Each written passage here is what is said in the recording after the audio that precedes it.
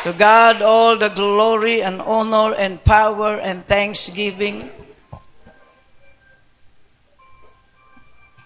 Grave clothes, damit pangpatay,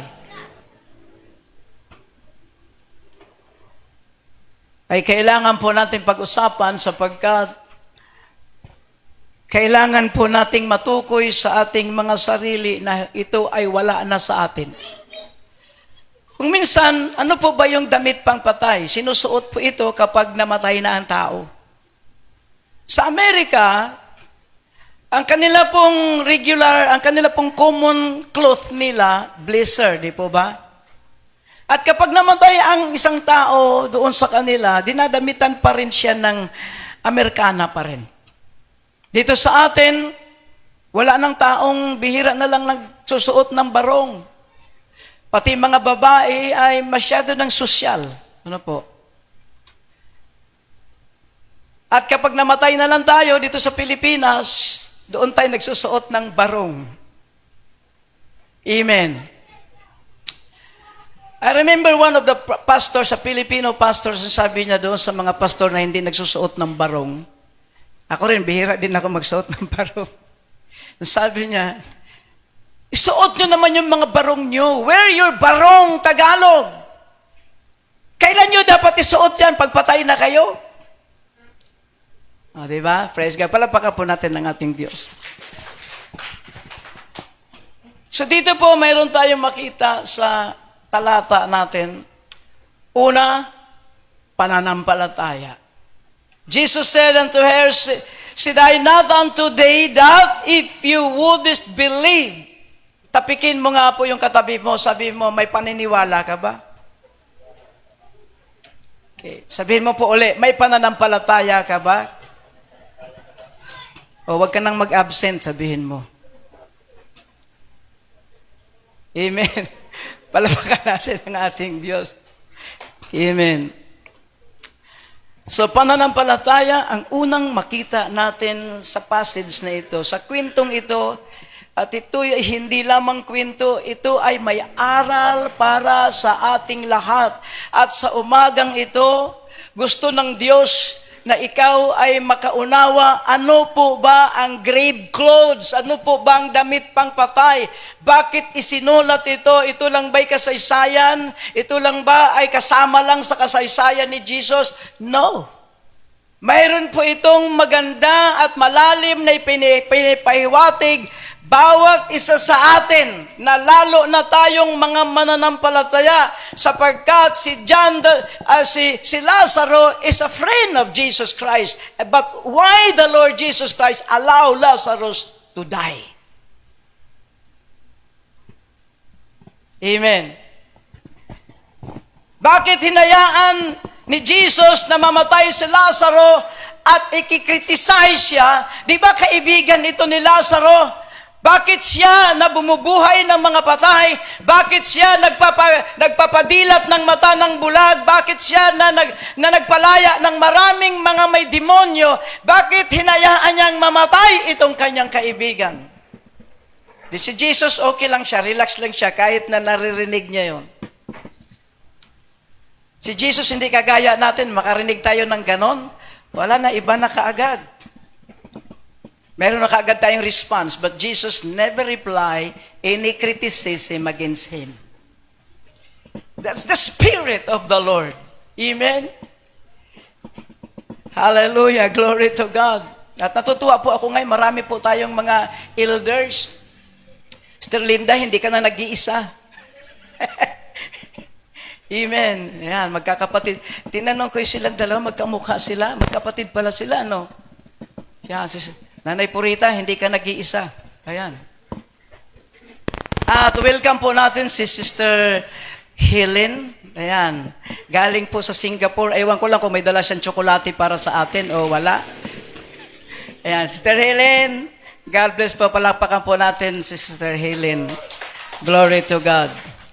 Ayan. Masarap sa Singapore, ano, Sister Helen, ano? Oo, nawa, makabalik ka pa doon. Praise God. Now, let us look, a deep look dito po sa kasaysayan na ito, sa mensaheng ito. Then si Jesus po sabi niya, alisin, di ba? Nung si Pastor Rodney email, ay nangaral sa atin, ito yung passage niya. At habang pinapakinggan ko siya, I received this revelation. When you are so active in listening, you get revelation. Fresh. Kaya sinulat ko kaagad, pag-uwi sa bahay, grave clothes.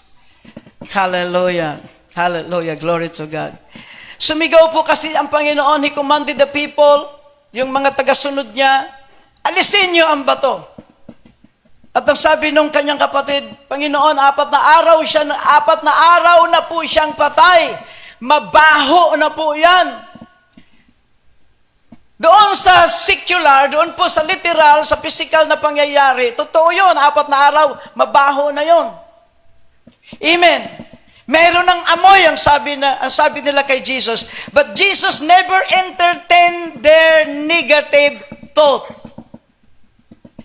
Because Jesus knows that Lazarus is alive.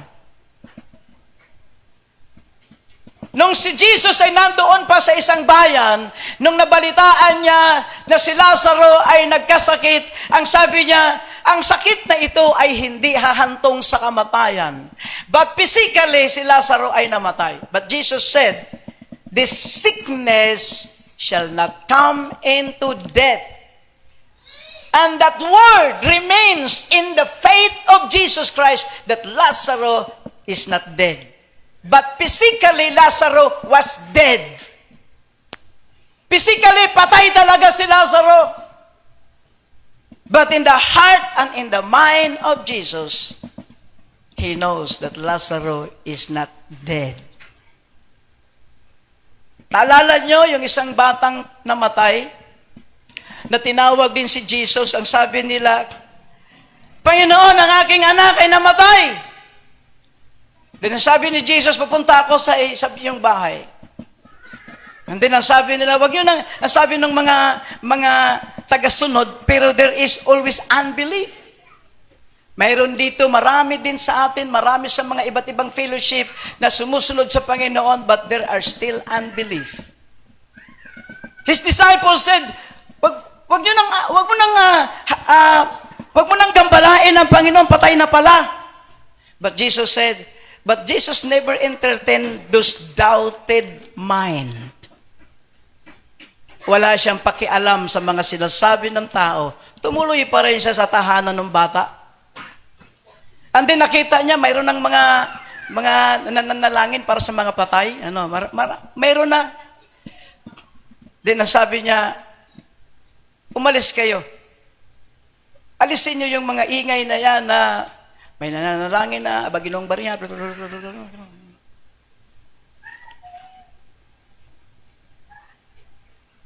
May mga dasal-dasal na, may mga usal-usal, may mga awitin na, mga himno, may mga himnal na, may mga himnal na. Sabi ni Jesus, tumigil kayo. Yun po yung mga awit ng kamatayan na hindi bumubuhay ng patay.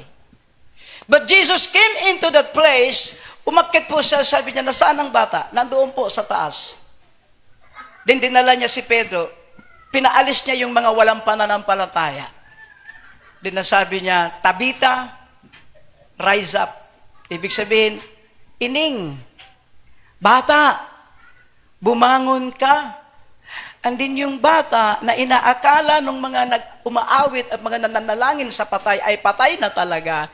But Jesus came to give life because He came not to kill and to destroy. It is the works of the enemy. He came to give us life. Palapakan natin ang ating Diyos. So sabi niya, sabi ng mga kalagad niya, 4 na araw na, maamoy na yan. He never entertained again. He never entertained. Jesus did not listen to them. Ang sabi lang niya, basta alisin niyo ang bato. Then, napilitan sila, they rolled out the stone, they rolled the stone away from the grave. The gravestone. Pintuan ng kamatayan. Alam niyo po ba ang anong ibig sabihin doon? Mamaya, malalaman ninyo. Just hold on. Then sabi niya, at nung mabukas na ang pintuan ng libingan, Jesus cried out a loud voice with a prayer. Sabi niya, Ama, alam kong lagi mo akong pinapakinggan. This is the attitude of the children of God. Kaya minsan naalala nyo, may tinuturo ako sa inyo, huwag kang mananalangin, do not pray a prayer of a slave, but pray as a child of God. Amen. Marami sa atin na nanalangin, mga panalangin natin ay prayer of a slave. Diba, kapag mga slave, nakikita natin, pahingi, parang nagmamakaawa. But if you know and you know that you are a child, you are a daughter, pray as a daughter, pray as a son of God. Alam niyo po yung prayer of the Son of God? Laging deklarasyon. Kasi alam mo, anak ka, nagdideklara ka, nagpapahayag ka. Pero yung mga slave, nakita niyo yung mga namamalimos, palimos po, yun po yung mga slave. But tayo, mga anak ng Diyos, mga anak ba tayo ng Diyos?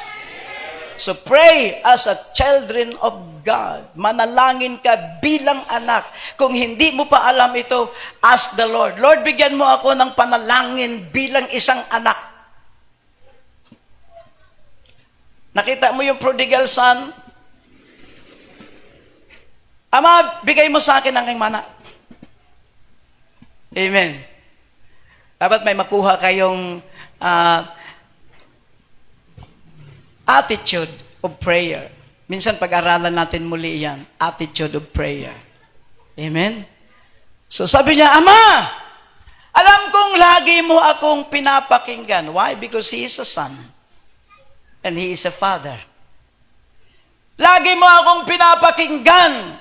Subalit sinasabi ko ito hindi para sa akin, kundi para sa mga tao upang manampalataya sila. What is the purpose? What is the purpose of prayer? Pwede niyang utusan kaagad si Lazaro. Lazaro, lumabas ka na dyan. 4 na araw ka na dyan. Halika na. Pwede naman ganon. But he prayed, not because of him, but for the people, kagaya natin. Ang sabi niya, para manampalataya sila. What is the purpose again? Faith. Lahat ng ginawa ni Jesus, lahat ng sinasabi ni Jesus, lahat ng kanyang ginawa na ipinakita niya, ipinasulat niya, just because He wants you to have faith in God. Palapakan natin ang ating Diyos. Hindi niya ginawa ito para sa kanyang sarili. Sabi niya, para manampalataya talaga sila. Hallelujah, glory to God. And then in verse 44, nung sabihin niya, Lazarus, come forth! Jesus commanded Lazarus, the one they think died. But Jesus Christ never believed that Lazarus is dead because they have their connection. He is a friend of Lazarus. The heartbeat of the one they think dead is still connected to Jesus. The spirit of Lazarus still talking to Jesus. And when Jesus Christ cried out, Lazarus, come forth! And the dead, yung sinasabi nilang patay, bumangon nung marinig ang tinig ng kanyang kaibigan. That's why Jesus Christ said, you are not asleep. You are my friend.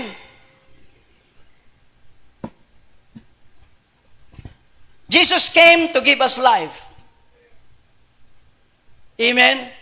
Naparito si Jesus para bigyan tayo ng buhay. Kaya ang sino mang umiiwas kay Jesus, umiiwas sa nagbibigay ng buhay. Si Jesus ang daan patungo sa langit at wala nang iba. Ang sino mang umiiwas kay Jesus ay umiiwas sa pintuan ng langit. At ang kanyang mapatagpuan ay pintuan ng impyerno. Everybody that keeps away from Jesus, every person who keeps away from Jesus Christ, every family that did not believe in Jesus did not believe the giver of life. Kaya ang kanilang matatanggap ay ang impyerno, sapagkat iniiwasan nila ang pintuan papunta sa langit. Jesus Christ said, I am the door. Umiiwas ka sa pintuan papunta sa langit. Saan ka ngayon papasok? Ano ngayon ang papasukin ng tao? Amen. Ano ngayon ang papasukin ng tao kung ayaw niya kay Jesus? Sasabihin lang niya, naniniwala naman kasi ako kay Jesus. Hindi na kailangan pumunta sa fellowship kasi naniniwala naman ako. No! If you believe in Jesus Christ, you will join into His family. Amen. Because fellowship is a fellowship of one family. Kaya kung sana nandoon kayo nung Biyernes, maintindihan nyo yung family. Kaso lang wala kayo eh. A church is a family. Kaya dapat konektado tayo sa church because ang church ay pamilya. Pamilya na itinatag ni Jesus. Pero hindi yun ang mensahe natin ngayon. Itanong ko lang sa inyo yung mensahe noong Friday. So the dead, si Lazaro ay bumangon at naglakad. Naglakad po siya, hindi po siya, si Pastor Belo naman, patalon-talon parang tipaklong. Sabi ni Pastor Belo, hindi po gano'n, naglakad. Meron pang lakad. Para tuloy multo. Pastor Belo, pasensya ka na. Kasi hindi yun, sabi lakad. At lumabas si Lazaro sa pintuan ng kamatayan. Hallelujah, glory to God. And then ang sabi niya, kalagan nyo ng makalaya. Wow. Grave clothes. Kasi nung bumangon siya mula sa libingan, suot-suot niya yung grave clothes. Damit pang patay. Hallelujah, glory to God. Ano po sa Ilocano yung damit pang patay? Agkawis tinatay? Tama? Kawis?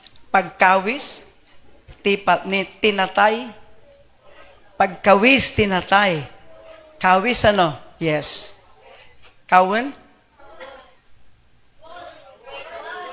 Bahala na. Basta yun. Praise God. Hallelujah, glory to God. So mga minamahal at iniibig ko sa Diyos, siya ay namatay at lumabas na natatalian ng mga kamay at mga paa ng mga kayong panglibing, mga tila na panglibing. Hallelujah, glory to God. At ang kanyang mukha ay nababalot ng isang panyo.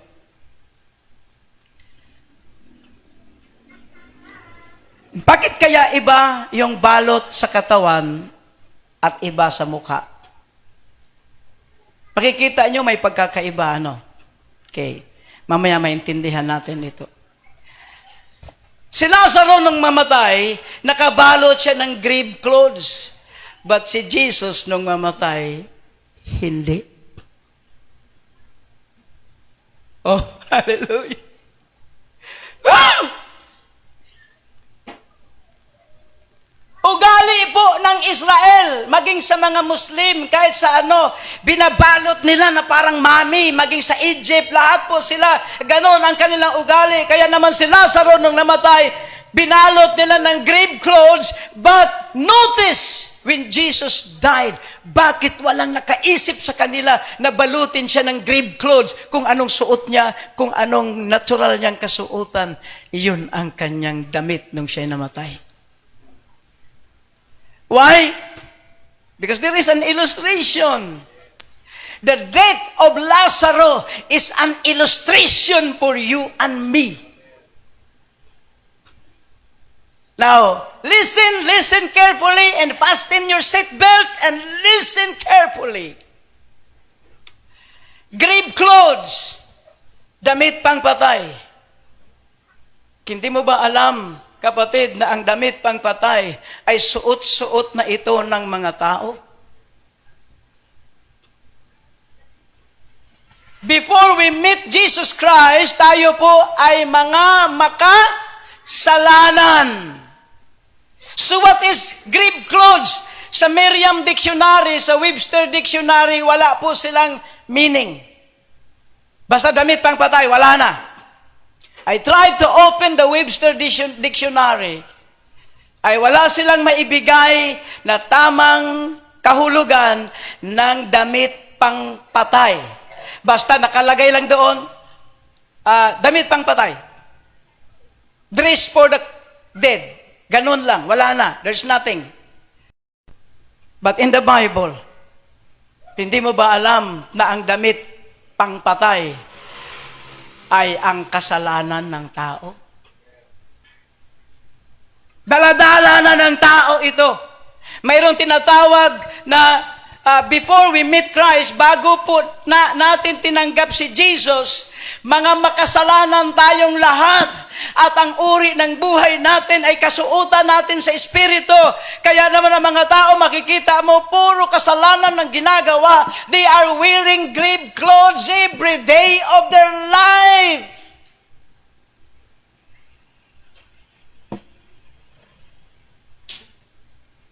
Kasalanan. In the book of Romans, hallelujah, glory to God.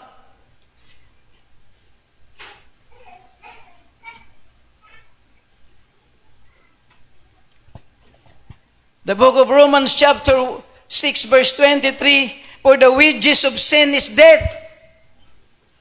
Sapagkat ang kahantungan ng kasalanan ay kamatayan. But the gift of God is eternal life through Jesus Christ our Lord. Number 2, what is grave clothes? Romans 3:23, for all have sinned and fall short of the glory of God. Sapagkat lahat ay nagkasala at kinakapos sa kaluwalhatian ng Diyos. Yun po yung tinatawag na inborn. Inborn na. Bago pa lamang tayo nakasumpong kay Kristo, mga makasalanan na tayo at ang suot-suot natin araw-araw ay grave clothes, magdadala sa kamatayan. Hello?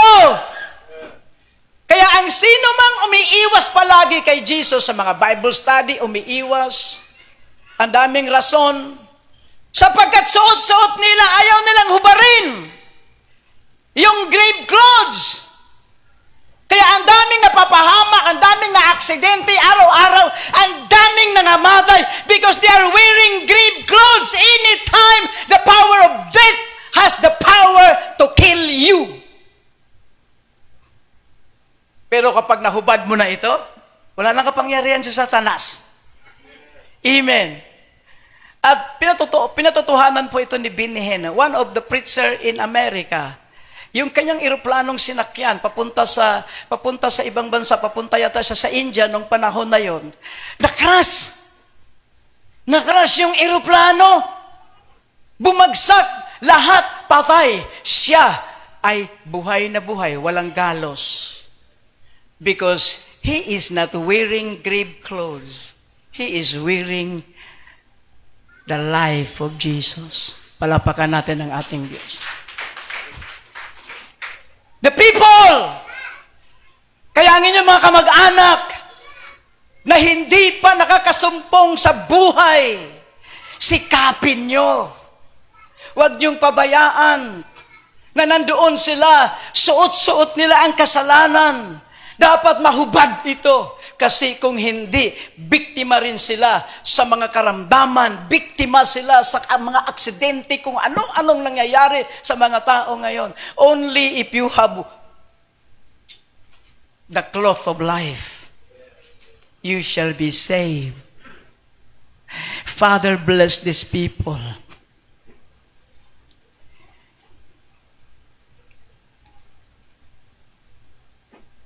In Romans, in Psalms chapter number 3, ano ang grave clothes? Sabi dito in Psalms chapter 51 verse 5, surely I was sinful at birth. Declaration ng isang taong nakasumpong ng kaliwalhatian ng Diyos, ipinapahayag niya, simula pa lang nang ako ay isinilang makasalanan na ako. The same person who says na nung ako ay nasa sinapupunan, ginawa akong mabuti, ginawa akong maganda. I was, tawag dito, sa Salmo, fearfully, wonderfully made, and fearfully made. Maganda. Alam niyo po, yung deklarasyon na to, isa lang tao ang nagsalita dito. David is the man of God. Nung sinabi niya ito, nung hindi pa niya nasumpungan ang Panginoon, sabi niya, I was sinful at birth, sinful when the time my mother conceived me. Why? Because there is an inheritance of sinful nature. Makasalanan. Kahit sa ayaw mo at sa gusto, kahit magpakabait ka, hindi mahuhubad yon, not unless you will come to Jesus. Siya lang ang pwedeng mag-alis, no? Woo! Amen! Glory to God! And then number 4, Romans chapter 5 verse 12, therefore just as sin come into the world through one man and death through sin. Kung paano ang kasalanan ay dumating sa pamagitan ng isang taong si Adan. At ang kamatayan dahil sa kasalanan. Yun ang sabi sa Romans chapter 5 verse 12, in Romans chapter 7 verse 18, for I know that nothing good dwells in me, that is in my flesh. Walang mabuti sa akin, ang sabi ni Apostle Paul nung hindi pa niya nakilala si Jesus, kahit nasunod siya sa kanyang relihiyon, yung kinagisnan niya ng relihiyon, ang lahat pa lang iyon ay walang kwenta at suot-suot pa rin niya ang damit kamatayan hanggat nakilala niya si Jesus. Ang sabi ni Apostle Paul, kalunos-lunos ang buhay ko. Akala ko ligtas ako kasi ginagawa ko mabuti. Yung pala, ang suot-suot niya, grave clothes. Hello? Now, tinanggap natin si Jesus. Amen? Wow. Praise God. Tinanggap natin si Jesus. Jesus called us. Jesus called Lazarus. Amen? Now, the death of Lazarus is an illustration for you and me. Isa itong halimbawa para sa atin. Nung tayo'y nasa buhay pa na makasalanan, ang tingin ng Diyos sa atin, we are walking dead. We are living dead. Amen. Now, tinawag tayo. Naniniwala ka ba tinawag ka? Amen. Jesus wants to illustrate the life of Lazarus. Kaya niya pinabayaang mamatay sa paningin ng mga tao si Lazarus because Jesus wants to show us a wonderful illustration. Lazarus is a friend at hinayaan niyang mamatay. At pagkatapos, after 4 days, tinawag niya. At nakita ng lahat, buhay! Buhay! Kagaya kaya mo, sabi ng Romans chapter 6, yung pagtanggap mo kay Jesus, ay nangyari sa iyo, sa spiritual, sa buhay mo nangyari sa iyo. Ang sinasabi sa Romans chapter 6 verse 1 to 10, unless you will die in your sin. Receiving the Lord Jesus Christ, believing the Lord Jesus Christ, you died from sin. And you are now rose from the dead. Romans chapter 6 verse 1 to 10, pag binasa mo yan, makikita mo yung ilustrasyon ni Jesus kay Lazaro, makikita mo yun. Ito pala, kaya pala pinakita ni Jesus sa amin si Lazaro, paano niyang binuhay, sapagkat ang gusto niyang maintindihan mo mula sa mga patay, sa kasalanan, binuhay ka ni Jesus nung marinig mo ang tinig niya at ikaya ay humakbang patungo sa Kanya at hindi ka nag-atubiling tanggapin siya. Glory to God. Amen. You rose from the dead. That is your first resurrection. Woo! That is your first resurrection na hindi mo alam. You are resurrected from the dead, but beware. After Lazaro come out from the grave, nakabalot pa rin siya. Listen carefully. Ikaw at ako, ang hinugasan ni Kristo ng kanyang banal na dugo ay ang iyong kasalanang inheritance. Yung pagiging makasalanan natin, sa ayaw mo at sa gusto ay makasalanan ka. But Jesus died on the cross for that sinful nature. Si Jesus ay namatay sa krus para bayaran ang mga makasalanan tao. And then He called one by one. Sister Maris tumalima. Charmel, tumalima din.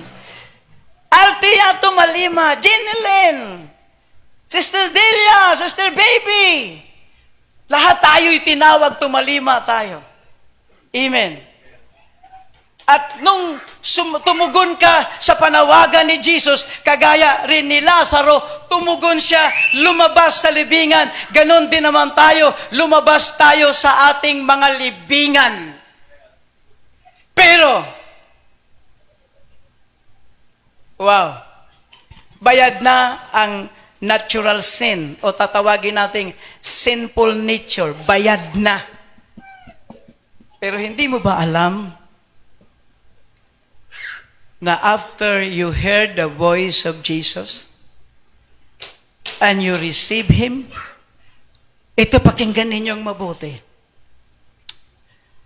I wonder why there are so many preachers that preach the gospel with grave clothes. Listen, worshiper. I wonder why there are so many worshipers that still wearing their grave clothes. Nagtataka ako, bakit, Lord, maraming sumasamba sa iyo. Halos linggo-linggo puno ang iba't ibang mga fellowship. But I ask the Lord, bakit suot-suot pa rin nila ang grave clothes? Ano kaya ito? Why? Gusto mong malaman? Glory to God. Palapakan natin ang ating Diyos. Lazaro is an illustration. Kagaya mo, kagaya ko. He came out from the grave. Lumabas siya sa libingan, pero nakabalot pa siya. And then Jesus said, kalaganin niyo. Hindi mo ba alam kung bakit maraming mga preacher ngayon? Glory to God. And the preacher is a mouth of God. Ang mga evangelist, they are a mouth of God. They speak the word of God. Nagsasalita sila ng mga salita ng Diyos. Sa lansangan, sa kalye, kung saan-saan. Sa Amerika, sa ibang mga bansa, sa Europe, sa Italy, sa Australia, maging dito sa Asia. At iisa lang ang kanilang sinasabi ngayong panahon na ito. Beware. Isa lang ang kanilang bibig. The mouth of God, sa magitan ng mga preacher, they said this one word: Jesus is coming so soon. Every mouth of God. Kung last year ay sinasabi ng mga bibig ng mga tagapagsalita ng salita ng Diyos, we are close to God. Kung ganito ka-close tayo, ganito, yung kanyang pagdating at ito tayo. Pagdating ng paglipas ng isang taon, hindi kaya gaganito siya? Naghihintay pa rin tayo. And then another generation comes. We are so close in the coming of the Lord. Ganito na lang. Hindi siya mananatiling ganon, di ba?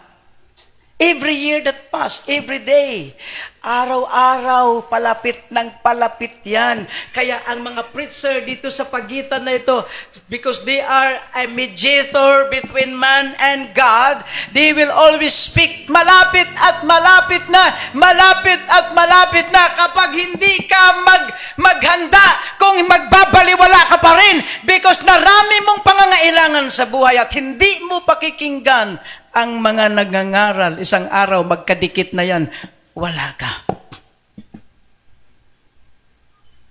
That's why the mouth of God, the preachers always say, beware, prepare.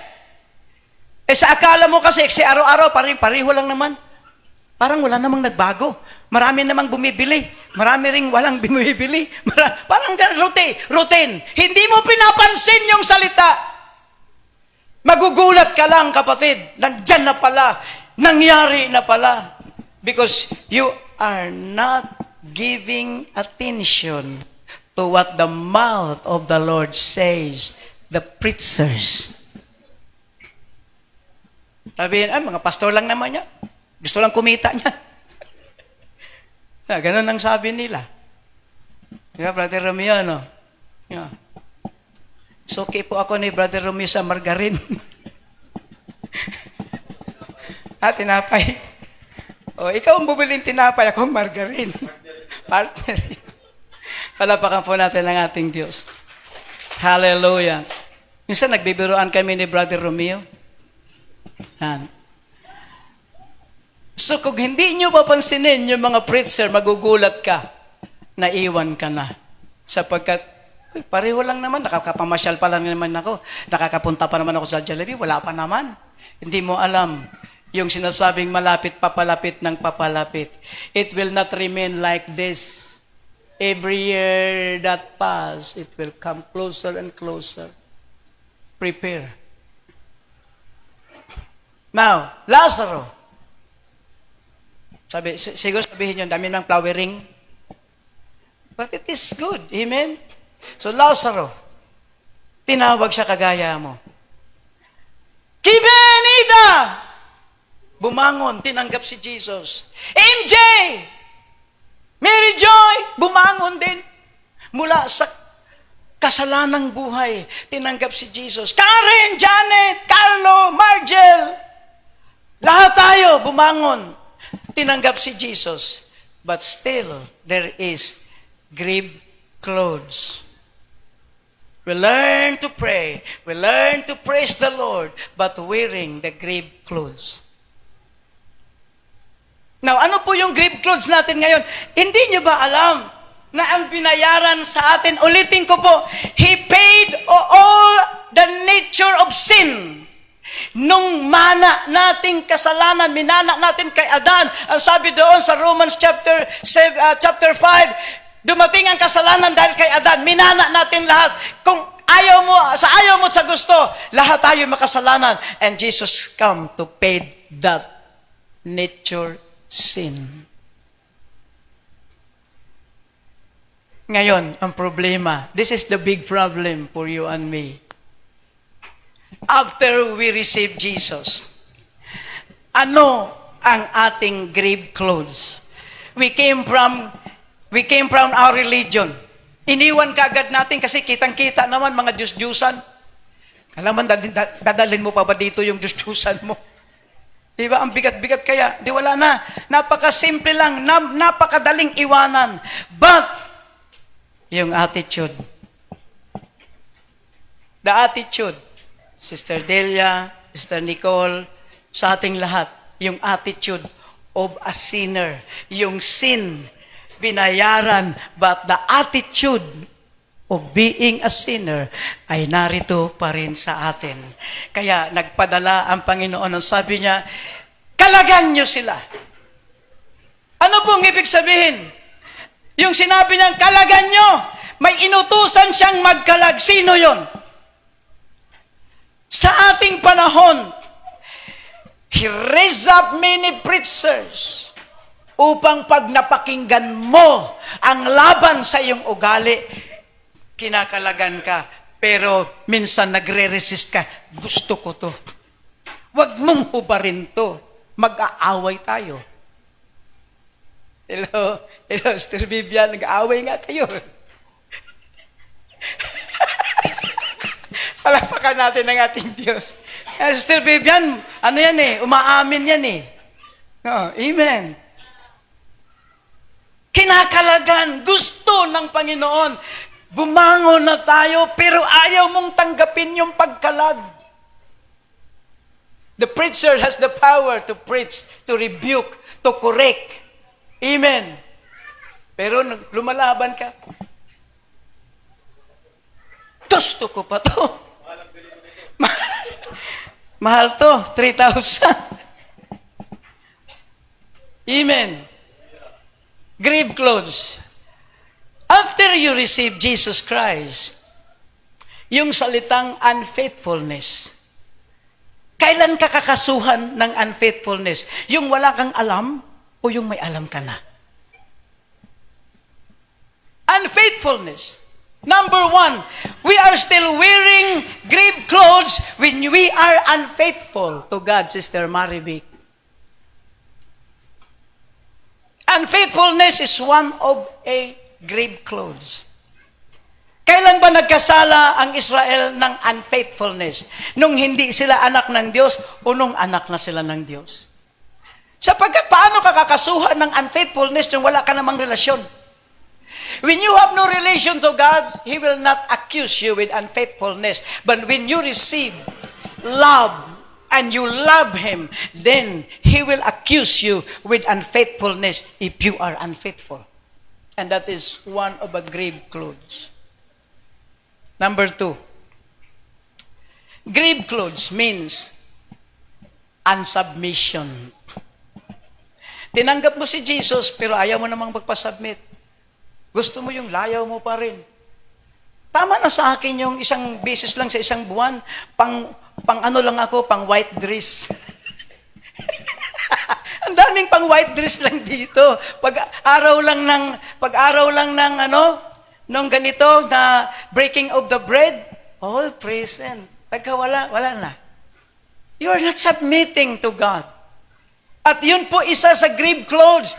Yun yung kasalanan after you receive Jesus. There is sin before you receive Jesus. Yun yung tinatawag natin natural, sinful nature. Yun yung binayaran. But you receive Jesus and you receive forgiveness of that sinful nature. Now, the sin after you receive Jesus, yan po yung delikado. Kasi panghawakan mo, ligtas na ako, tinanggap ko na si Jesus. Pero ang problema, you are wearing a grave clothes. Amen. So, unfaithfulness, unsubmission, and then, unforgiveness. Hindi pa rin tayo marunong magpatawad. Sinasabi na nga ni Jesus na pag nagkagalit kayo, wag mo nang palubugin ng araw. Ang daming lubog ng araw. Ang tagal. Amen. Wala pa rin pagpapatawad. Kapag nakasakit ka o nasaktan ka, ang tagal pa rin. Grave clothes. You still wearing the grave clothes. Then, pang-apat, rebellious heart.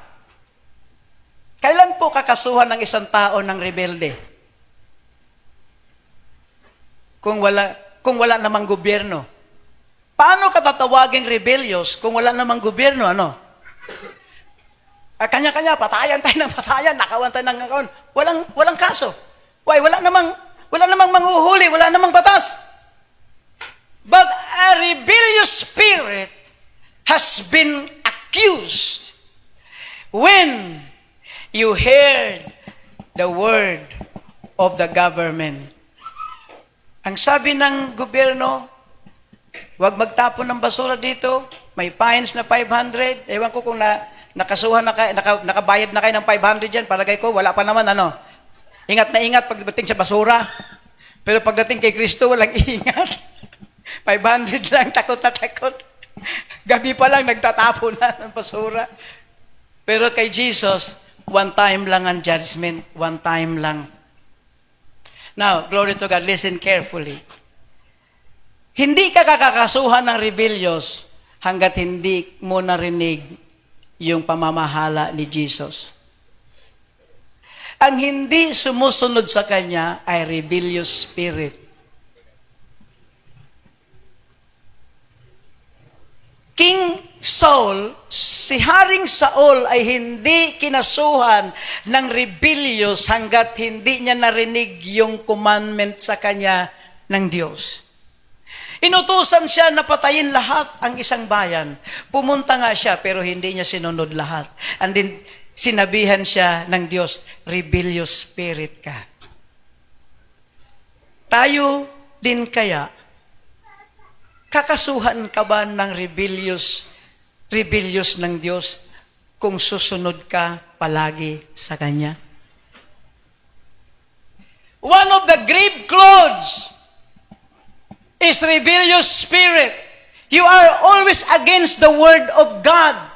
Pag ayaw mo. Kapag nabasa mo, ayaw mo pa rin. Kapag napakinggan mo, ayaw mo pa rin. Rebellious heart. And the sin of rebellious in chapter 15 ng 1 Samuel, ang rebellious spirit ay isang uri ng kasalanan na kagaya ng kasalanan ng mangkukulam. Basahin niyo ang inyong Bible. Kaya ayaw ng Diyos na matutunan natin ng rebellious heart, at kung meron ka, dapat alisin mo na. Kasi one of the grave clothes yan na dapat alisin. Ngayon, inisa-isa natin ito. Dapat maalis.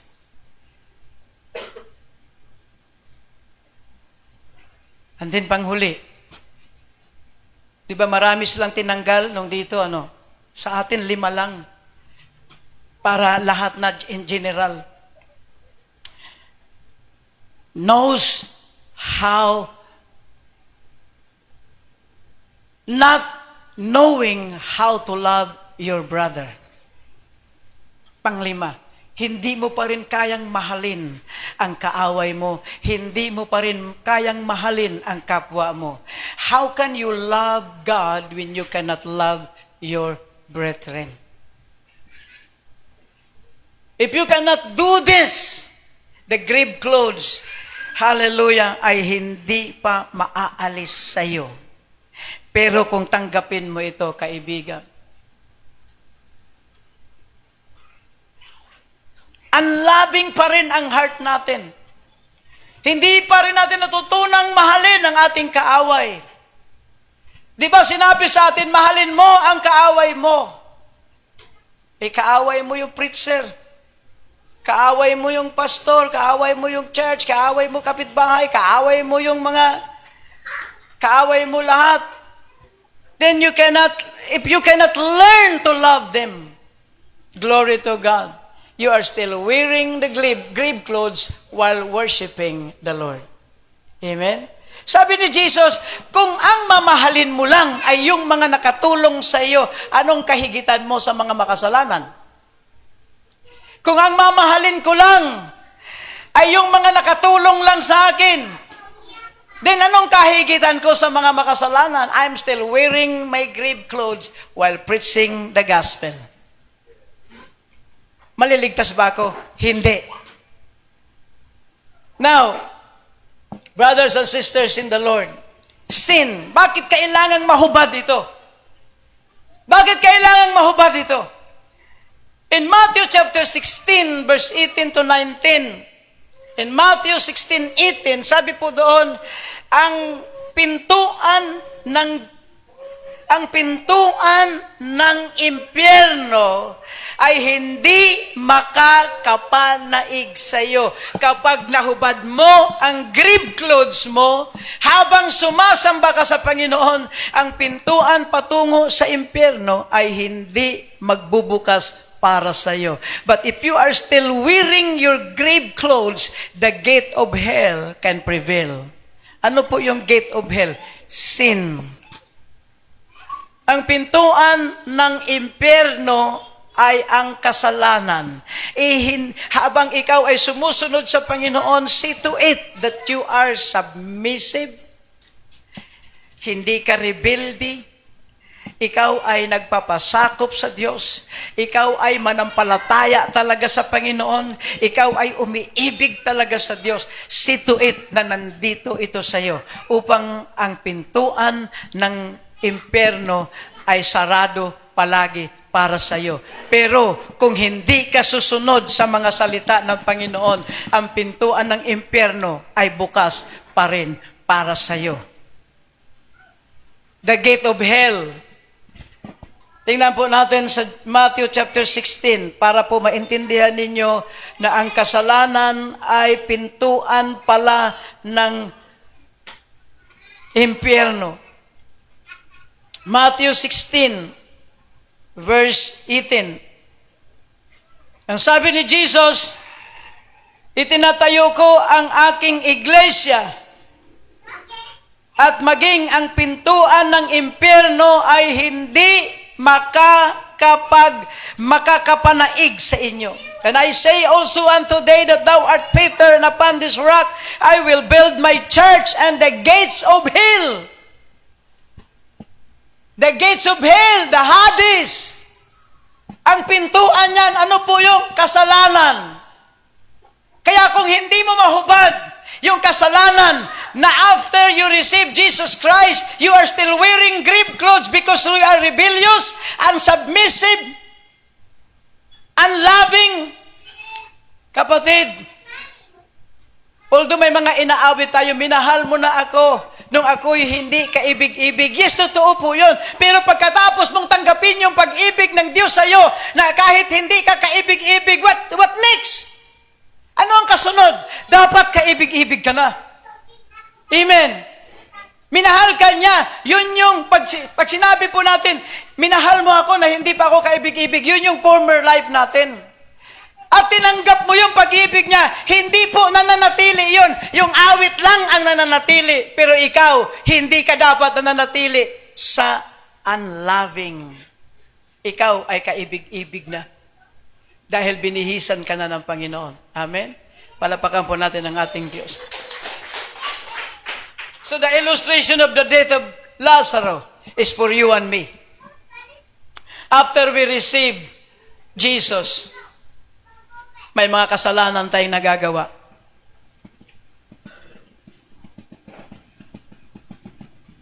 May mga kasalanan tayong dapat iwasan. At kapag hindi mo iiwasan, ang damit pang patay ay suot-suot pa rin natin. Kaya mga minamahal, mga iniibig ko sa Diyos, habang binubulay-bulay ko ang mensahe na ito, nanginginig po yung aking laman. Lord, forgive me if I have still a grave clothes. Forgive me. I don't want to enter into the gate of hell. I want to enter into the gate of heaven. Ang impyerno ay totoo. Ang langit lalo na. Iwasan mo ang pintuan ng impyerno, bukas na bukas yan. Hindi pa nagsasara yan hanggat hindi pa nag-rapture. Bukas na bukas yan. At bukas na bukas din ang pintuan ng langit para sa atin. Saan mo gustong lumakad? Sometimes your heart worship the Lord, but your flesh still wearing that grave clothes. Pagkatapos sumamba, wala na. Walang dating sa puso natin. Mga minamahal at iniibig ko sa Diyos. Ngayon alam mo na, ang kasalanan ay pintuan ng Hades, kapahamakan. At si Jesus ang pintuan ng langit. Amen? Alam niyo ba na dapat wag nating kalimutan na mamamatay tayo? Lazarus is dead. Mamamatay din tayo physical. Ang igsi lang ng buhay natin. Wag nating iwasan ang salita ng Diyos. Ang sino mang umiiwas sa salita ng Diyos, glory to God, ay umiiwas sa kanyang kaligtasan at ang kanyang haharapin ay kamatayan sa impyerno. Jesus is the Prince of Peace. Amen. You believe? Now, kung iwas na iwas ka kay Jesus, iniiwasan mo yung Prince of Peace. Iniiwasan mo yung prinsipe ng kapayapaan. Kaya naman, ang gulo-gulo ng buhay mo. Amen. Ang sarap. Alam niyo po, I am a living testimony that there is no trouble sa buhay ko. Kahit physical, maraming problema. Yes, totoo yun. But the problem never gives me trouble. I am always at peace with the Lord. Why? Because I received the Prince of Peace. Walang gulo. Kahit maraming pasaway, walang gulo. Gusto ko mang isipin yung gulo, pero hindi talaga siya makakapasok sa aking sistema because my system is the system of the Holy Ghost. Amen. Kaya maraming mga pastor, di ka naman namamansin, di mo naman pinapansin yung mga ano. Eh, ang gulo-gulo nyo kasi. Ayoko ng gulo eh. Amen. Praise God. Amen. Now, He is your provider. Jesus is your provider. If you keeping away from Him, kapag isipin mo, marami na naman akong pera, hindi ko na kailangan si Jesus. Jesus is a great provider. Everything in this world are perishable. Lahat ng tinatangkilik natin mawawala. Pero kung iniiwasan mo si Jesus, hindi mo mararanasan yung kanyang totoong pagpapala sapagkat iniiwasan mo siya. He is your great provider. Siya po yung tagapagbigay sa iyong araw-araw na buhay, kalusugan, kalakasan, kapayapaan, lahat. Kagalingan, kalusugan, matatanggap mo sa Kanya, pero iniiwasan mo siya. Ngayon, ano ang pwedeng mangyari sa iyo? Magkakaroon ka man, saglit lang, panandalian, nauubos, nawawala. Pero kapag siya ang hinarap mo, lahat ng dumarating sa iyo, hindi nawawala. Hindi nauubos sapagkat hinarap mo siya. Amen? Ngayon, mga minamahal ko sa Diyos, napakasarap. This is the last verse na akin pong ibibigay sa inyo in Ephesians chapter 2 verse 3. We were by nature deserving of wrath. Yung nature natin ay tawag dito, yung nakatalaga na sa kapahamakan, yung nature natin. But thank God, we receive Jesus. Amen? But we receive Jesus, do not receive Jesus in vain. Huwag mong tanggapin si Jesus na nandiyan ka pa rin sa kapahamakan. Tanggapin mo si Jesus ng totoo sa buhay mo. Receive Jesus with all your heart. Lahat tayo. Tanggapin na natin siya ng totoo. Ulitin ko po, nung pinagbulay-bulayan ko to, nanginginig po ang aking katawan. Kahit yung aking kamay nang humahawak ko sa Bible, ay nanginginig sapagkat nararamdaman ko there is still grave clothes. Now, pangalawa, di ba the grave clothes? And then, the napkin? Bakit hindi grave clothes? Bakit napkin? Why? Apostle Paul said, pag nagbabasa ka ng Bible, may talukbong ang mata mo. Magkaiba ang kasalanan ng mata at isipan. Yung nagbabasa ka na parang wala lang, nakatalukbong pa rin ang mata mo.